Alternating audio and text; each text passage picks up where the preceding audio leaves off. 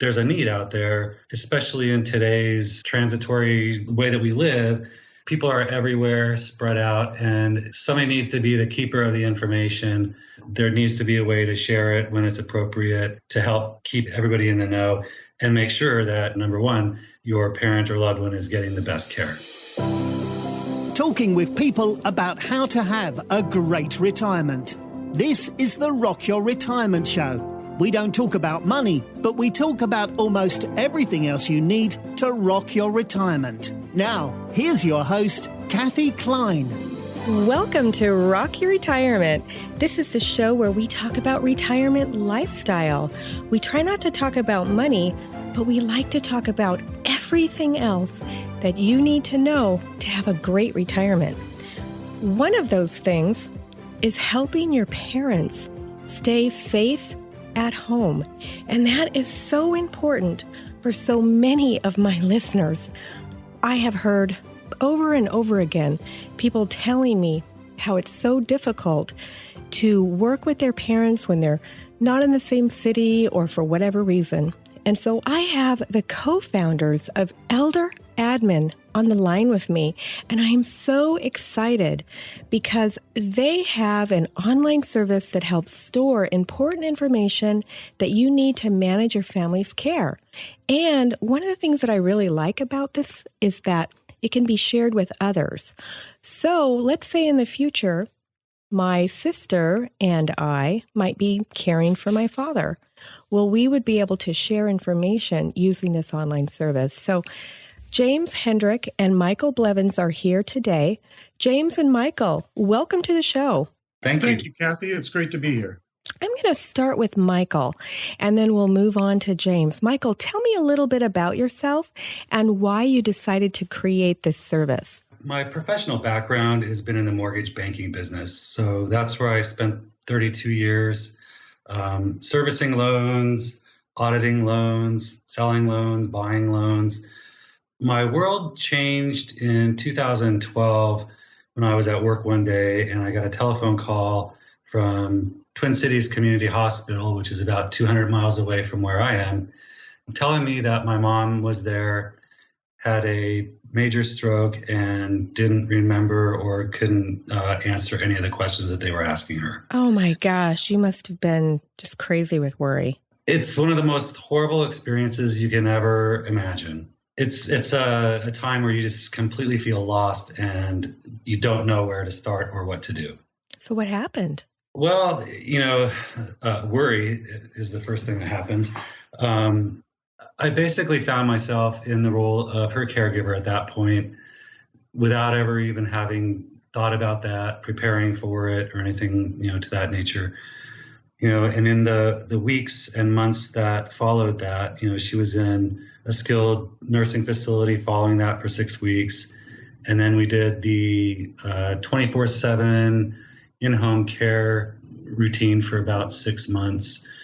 And I found myself just always struggling to keep organized, managing her life, knowing where everything was, knowing what resources were available, or what I was going to do.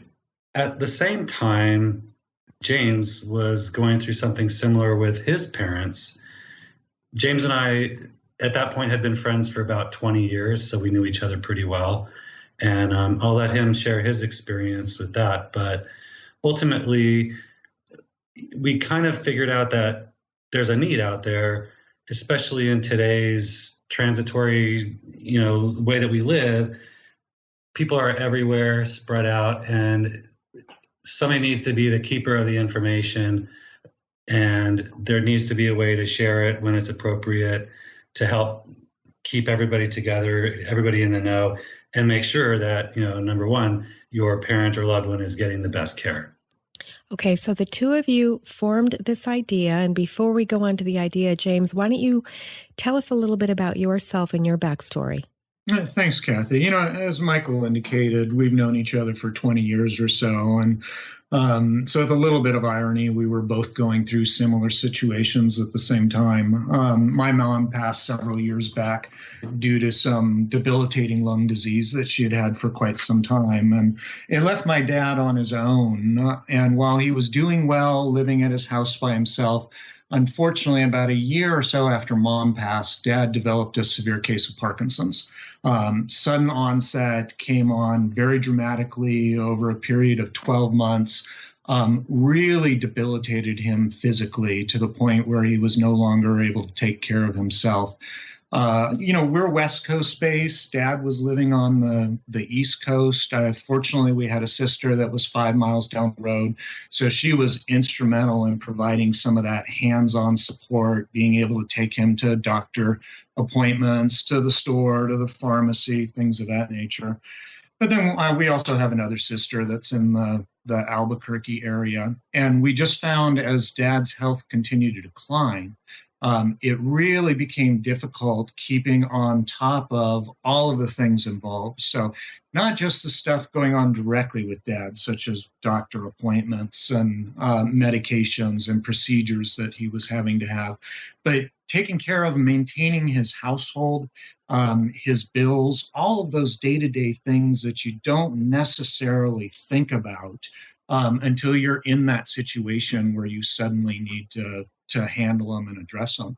And as Michael and I were sharing experiences as, we were going through it, I know Michael was, on his own, and he was literally carrying a binder around with him with all of his mom's information as he would get calls from the assisted living facilities or mom suddenly in the hospital and they needed information.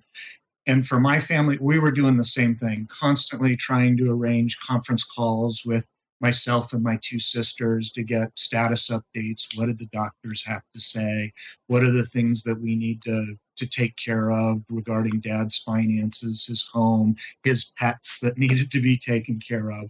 And so Michael and I began to talk and said, you know what, there's really got to be something out there that can, help these family caregivers that are out there. As you know very well, Kathy, our aging population is just continuing to grow. And as the baby boomer generations are all now moving into retirement, we're going to see those increase from 40 million, seniors in the next couple of decades up to 80 or 90 million seniors. And more people are going to be taking on this role as the family caregiver. And that's really where Michael and I got together and said, you know what, we should take a look and see if we can figure out some way to help these individuals. And so you were like sitting around having a beer, or how did the idea come up? I'll say that one of the things that kind of saved me was that I had a binder that I kept with me. And years before my mom, had this stroke, I had her fill in a lot of the information. So I had her social security number. I knew who her doctor was. I had a pretty good idea what medications she was on. But what always seemed to happen is James and I might be out having that beer, and that's when I would get the phone call, right? So you get this call as you're driving down the freeway, or if you're at the movies or something, and it's a call where they want all kinds of information. And you don't want to carry that binder in your car in case it gets broken into, and that's an ID theft problem, right? Exactly. And you knew to do all this because of your experience as a mortgage broker? Is that why you thought of it? Because most people wouldn't think to have mom give them all that information before something happens. I was lucky that I worked for a company that recognized that their workforce was getting older and that they were dealing with their aging parents. And so that company actually hired a person to be a elder family resource. And so that's kind of what gave me the idea. But of course, that was a paper copy. Paper copies don't get updated easily. They're not always with you, as we just mentioned, that type of thing. I think that's amazing that your company hired somebody to handle this. I've never heard of that before. I hadn't either. And since we started this business, we're starting to see more companies.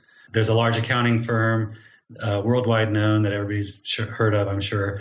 Within the last 6 months, they started offering benefits to their employees to take time off to help take care of mom and dad. Wow. Is that part of the, what's that law that says you can take time off to have a child, or is that part of that law as well? It's not. Oh, it's not? No. So you have no right to go take care of mom or dad if they've fallen and they need some additional assistance. There's no law giving you that right to do that. You could lose your job. Yeah, that's correct. It's, basically determined that your vacation time and your sick time that you need to take based on the company, that's what's allotted for taking care of parents. And, as Michael indicated, it's really nice to see more companies are starting to do it. And hopefully that trend will continue to grow as the years go by. Wow. Okay. So you both had this idea. I don't know if you came up with it over a beer or how you came up with it, but you had this idea and you had been carrying around this binder. And I know that we have a really great freebie for the listeners, and that is it's a checklist, right? The documents that you need. Mm-hmm. You can actually get that document that freebie by going to rockyourretirement.com/documents. And I highly recommend that you do download this, because it will give you an idea of, just for your own self, of the documents that you need to have, and you need to tell people where they are, because just because you have them and they're buried in the third drawer behind the bird cage that is on top of the television doesn't mean that your family is going to be able to find that, right? Yeah, and that's correct, Kathy. That's actually one of the big things that we're trying to encourage folks to do, is to communicate with family members. Too often we've heard the tales as we've interacted with folks about something happened to mom or dad and there was a advanced healthcare directive in place or a DNR in place. But unfortunately, nobody knew where that information was. Nobody had direct and ready access to that when it was needed. And so the first thing that needs to be done is to start that conversation with mom and dad about, hey, as they age, what are those important things that they need to have available? Make sure all of the family members are connected, are informed as to where that information is located, how to access it, so that when the time comes, everybody's able to make decisions quickly. Well, that's really good advice. Okay, so let's talk about what documents are needed. So what would you say? I know there's a lot of documents on your list and they all look very good, but what would you say your top, say, 5 documents that everybody needs to have and they need to know where they are? What would you say those are? I would say number 1 is the Advanced Healthcare Directive. A power of attorney is very important. A will or trust is vital. And I think just knowing where estate planning documents are and things of that nature would be among the top of them. And, Michael, I'll even add to that. When we talk about documents, sometimes it's not even just those legal documents that you would traditionally think of. Sometimes it's having that list of medications around. What is mom or dad taking, or what is the current status of mom or dad's health? And then as things do progress or as more involvement's needed, it's documentation relevant to insurance, whether that's home, car, life insurance, medical insurance, financial accounts. So who's, authorized to be able to access mom or dad's financial information if needed. Having all of those type of things available and having family members aware of where they're at it becomes crucial as we get older. And your checklist addresses all of this, doesn't it? It does. Yeah, that's one of the things that I really liked about that. Okay, good. Okay, so we've talked a little bit about why this is needed. We're going to take a short break, and we'll be right back with James Hendrick and Michael Blevins. How do you downsize your house when your kids are using it as a storage facility? Hi, I'm Lisa Woodruff, and I'm a professional organizer and productivity expert. So let's answer the question, how do you downsize your house when your kids are using it as a storage facility? Number 1, sort the memorabilia and other childhood treasures into each child's bedroom and out of the common living and storage areas of the home. And then number 2, the next time the kids visit, see what they can and want to take with them. Then number 3, when you are ready to downsize, actually move those items into a real storage facility. If you want, you can pay for that for a year or two as a gift for your kids, and then they can decide what they want to do with their own stuff. Check out the Organized 365 podcast for more on how to get organized as you rock your retirement. Okay, so we're back with Micheal Blevins and James Hendrick with ElderAdmin, which is an online service that helps organize all of the documents that you need when you are dealing with a loved one. So James and Micheal, welcome back. Thank you, Kathy. Thanks. So we talked a little bit about the business. So tell me exactly what it does. Like, why would I be interested in it? Does it fit on my phone? Do I have to go to the computer? How does it work? ElderAdmin is an online service that allows you to register your membership and then add in information that you want to track on an aging parent. So that could be mom or dad, that could be an uncle or a loved one that you're taking care of. Once you've got access to the system, you're able to log all of the pertinent information relevant to let's say, mom or dad. And that could be anything from medical information like prescriptions, doctor appointments, who the primary physicians are, financial information, insurance-related information, whether that's medical insurance, life insurance, car insurance, home insurance. Do you have caregivers involved, whether that's caregivers that come into the home to help out, part-time or full-time caregivers, or even if you've got mom or dad at an assisted living facility. You're able to track all of that information, manage it. The list goes on from, the important documents, a place to upload and store them, share them with family members, all the way down to what are those day-to-day things about mom and dad's life. So whether it's taking care of their financial commitments, their bills, taking care of utilities, their pets, who are the friends and neighbors that may need to be contacted. We provide a service that encapsulates all of that information into one location that is easily accessible via your computer, your tablet, the phone. So when you're on the go, you always have access to that ready information. And more importantly, you're able to share that information so you can grant the other family members access so that they too can go online and find out updates or help out in the various caregiving responsibilities. Okay, so would it work for people who are like far away from their family? Like, let's say my stepmother is taking care of my dad and I just kind of want to know what's going on. Like, what if she got in a car accident? What would happen? Like, would that work for me? That's a great question. And ElderAdmin is really designed to work for whether, mom and dad are living next door or mom or dad are living across the country. It's really designed to be able to provide the assistance to anyone that has a need for it, whether you've got siblings or, in the case of Micheal, he had just himself who was constantly being contacted for all of the information.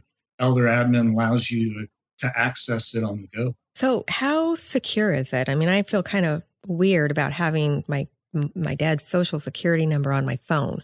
Absolutely, Kathy. That's a big question we get all the time. We do have multiple layers of security. It starts out first with the individual that's inputting the information. You are not required to put in any information that you're not comfortable with. So much like you just mentioned, if somebody's not comfortable putting their social security number or mom or dad's social security number onto the system, they are not forced to put that. We do provide a location because oftentimes that is a number that's requested. But in the example of the social security number, we have multiple layers of security. So at the time you're submitting it through the online form, we do have a layer of security as that information comes across. We also have database level security in place. And then fields like Social Security number, we actually keep that type of data encrypted within the system.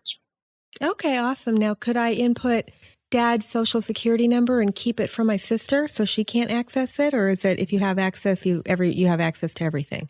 That's one of the great things with ElderAdmin is you have the ability to pick and choose which information you want to share with other family members. So let's say in the example of your sister, if there's certain things she's really good at, she's good at staying on top of the doctors and the medical information, and she's good at staying on top of the caregivers and those that are involved. But maybe your sister's not as good with her financial situation, so you don't want her to have access to, mom or dad's important financial records. When you set up access for your sister, you actually get to pick and choose what section she has access to. And you can also choose whether or not she's got the ability to update those sections or whether or not she's got it for reference and read-only information. That sounds great. This must be hugely expensive. Actually, it is not. We offer two different types of memberships. We offer a free membership service that allows a user to go online, track information on one individual, so mom or dad. They don't have full access to all of the bells and whistles throughout the system. But then we also have a paid membership that allows you to track as many aging parents as you are looking to track. So whether that's mom and dad or mom and dad and grandparents. Through the paid service, it is $9.50 a month, and you can do it as a monthly option, or through the annual option, you actually save 20%. Okay, so let's say I'm a sister wife and I have 10 other wives, so we could track everybody? Yes. I'm binge watching that show, so that's why I brought that up. Oh, that's fun. So technically I could have all my sister wives and my all their parents and their grandparents, so we could have like 50 people on your program. I'm sure that you're probably going to limit it at some point, right? Yeah, that could be the potential. So far, we haven't seen that scenario yet, but hey, you never know. We'll write into the sister wives and see if they want to use your app. Or not app. I guess it's not an app. Not technically an app. I keep calling it that. It's an online service, right? That is correct. Okay, so it sounds affordable, $9.50. That doesn't sound like that much money. I mean, how long has this been out? We officially launched it in the first quarter of last year. So about a year? About a year. Okay. Prior to it being launched, James and I basically spent a couple of years doing a lot of research, the building of the website, and things of that nature. So it took us a while to get it rolled out, but we wanted to make sure that we did it right when we did it. So. Well, it sounds like you did. It sounds really interesting. I'm looking forward to playing around with the system. I mean, I can see several uses for this. Like I said, I come across this all the time where I'm dealing with in my business, in my real life business, where people are dealing with their parents from another part of the country, and there might be 2 or more siblings involved, and it just gets a little bit crazy. So I can certainly understand the need for this and why you did it. So I applaud you, gentlemen, for putting this together. Yeah, thank you much, Kathy. You're welcome. Okay, so we have a couple of other things that I wanted to ask. So as you know, this is a show about retirement and pre-retirement. And so we've already given some great information about how we can rock our retirement by keeping our parents safe at home. And you are giving away that document, the checklist, so people can figure out if they have their documents handy. What would you do if you were sitting across the room from somebody who is about to retire? What would you tell them that they need to think about before retirement? My number one thing is I always say, be prepared. And, it might sound funny. I'm in my early 50s and I'm already starting to think about it now that I've been in this, space for a while. But you really need to know going into retirement how it's going to affect you financially, I think, is one of the biggest ways. There are a lot of nuances as to what happens if you take Social Security at 65 versus waiting until you're 70. Mm-hmm. But I think the more important underlying thing there is to be prepared financially, because a lot of people think once I retire, I'm not going to have the expenses that I used to have, and I'm going to be able to live this carefree lifestyle and whatnot. And I think that that's probably not accurate. I think that most people find in the first 5 years of their retirement, they're spending just as much, if not more, than they did 5 years prior to retiring. So you need to keep that in mind. I think seeking the advice from a good financial planner, an estate planner, maybe a tax person, and figure out how everything is going to work going in the future, because it is going to change. We're living longer these days.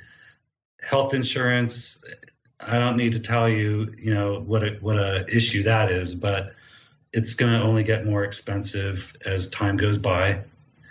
And so people need to be prepared for that. So first, the main thing is to be prepared financially. And then you said the other thing is?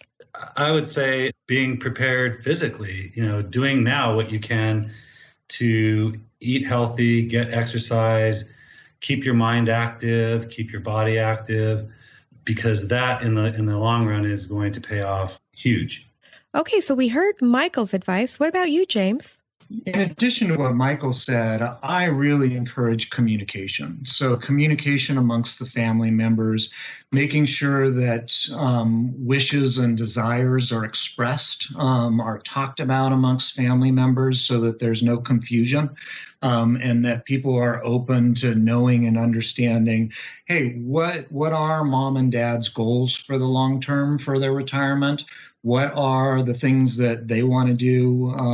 And, when it comes to a life-altering event occurring, what are the wishes that, mom and dad has? And are those documented and everybody's in sync before it actually comes to the point where everybody's suddenly in the hospital having to try and make those decisions without any input from mom or dad? Great advice. Okay, so we're coming up to the end of the interview, and you guys have been great guests. Is there something else that you want to convey to the listener, something that you are dying to tell them and I didn't ask you that question? Yeah, this is James again. I definitely recommend that people get out there and start educating themselves early. We have a number of social media channels out there where we are constantly providing different information, sharing resources and articles on everything from health and wellness to finances to family support, things of that nature. We really encourage folks to go out and take a look. Also on the ElderAdmin site, we have a whole free resources section. So other checklists that you're able to download that help you prepare for whether it's mom and dad's retirement or your own personal retirement, as well as links to all of those important things that you should be familiar with, such as Medicare.gov. Awesome. Okay, great. Thanks, James. Michael, do you have any parting words? Yeah, I would concur with what James said, but I think one other important thing is you have to have kind of the conversation with your parents. Now is the time to do it before there's dementia involved or anything else. And like James had mentioned earlier, kind of knowing what your parents' goals or wishes are is extremely important. The beauty of ElderAdmin is we give you a place to store all that information. You can even put comments in there so that you'll remember things. And awesome. That is great. Well, thank you both so much. Before we go, I'd like you to tell our listeners where they can find out more information about your online service. Sure. You can find us at www.elderadmin.com. Great. So that is perfect. And if you want that freebie, the checklist that shows you all the documents that you should have stored, you can go to rockyourretirement.com/documents. And for my listeners, I'm so glad that you were here today. This is so important, and we'll see you next time on Rock Your Retirement. Thanks for listening to the Rock Your Retirement Show. If you are rocking your retirement or know someone who would make a great guest on our show, please send us an email at podcast@rockyourretirement.com.